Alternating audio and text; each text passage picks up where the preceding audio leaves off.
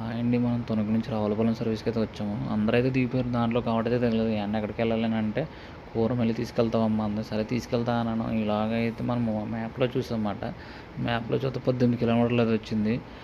దాంట్లో అయితే మనం కిరాయి అయితే 600 అడిగితే ఆవిడ 500 ఇస్తానంది. సరే అయితే అని తీసుకెళ్తాను అంటారు. ఏంటంటే అయితే రోడ్డు అయితే బాగోదు. ఒకసారి నేను వెళ్ళినప్పుడు అది చాలా వరస్ట్‌గా ఉంది. ఇదైతే మనం జొన్నాడ గోదావరి రోడ్డు మాట ఇది బ్రిడ్జి.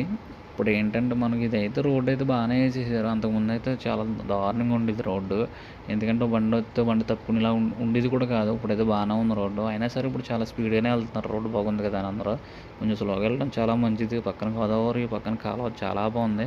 వీలైన మటుకు మీరు చూస్తే వీడియో చాలా మటుకు స్లోగా వెళ్ళండి ఆ పక్క నుంచి వెళ్ళేవాళ్ళు. ఎందుకంటే చాలా యాక్సిడెంట్లు గట్టా జరిగినాయి మాట అటు సైడు. ఇక్కడైతే వ్యూ మట్టుకు మామూలుగా లేదు. పక్కన గోదావరి, పక్కన కాలువ చాలా బాగుంది. మనం ఇలాగైతే కపిలేశ్వరంలో అయితే ఆగాను. ఆవిడైతే తీసుకుంటుందని మనం ఇంకా ఆవిడనైతే దింపాలన్నమాట. ఇలాగైతే మనం అక్కడికి అయితే వచ్చేసాం కోరమెల్లి. అక్కడి నుంచి అయితే మనకు 4 టికెట్లు ఎక్కినాయి. 4 టికెట్లు అయితే రూ. 240 టికెట్ వచ్చి రూ. 60 మాట. మనకు వచ్చింది రూ. 240 అయితే వచ్చింది. మనం అయితే తొనకైతే వచ్చేయాలి. ఎందుకంటే మా బుడ్డగాడికి బట్టలు కొనాలనుకుంటున్నాను. ఇలాగైతే బయలుదేరైతే ఇంటికి తొనకైతే వచ్చేసాను. ఇలాగ ఇంటికెళ్ళి మా బుడ్డగాడిని తీసుకైతే వచ్చేసాను ఇక్కడికి. మా వాడైతే బట్టలు అవి కావాలి ఇవి కావాలి అన్నాడు. నేనైతే ఇంటికి డైలీ వేసేలాగైతే ఒక 4 జతలు అయితే తీసుకున్నాను. మాకైతే రీజనబుల్ పడింది. ఒకవేళ మీరు కూడా ఎప్పుడైనా వస్తే ట్రై చేయండి. ఇది ఒకప్పుడు జీన్స్ మీద ఇప్పుడైతే 99 స్కిట్ అని పెట్టారు.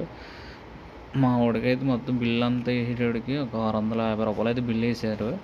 ఇక్కడ నుంచి అయితే అలాగే ఇంటికైతే వచ్చేసామన్నమాట రిటర్న్. అలాగే మన వీడియో మీకు నచ్చితే లైక్, షేర్, సబ్స్క్రైబ్ అయితే చేసుకోండి. నెక్స్ట్ వీడియో కోసం వెయిట్ చేయండి. ఉంటాను. బాయ్.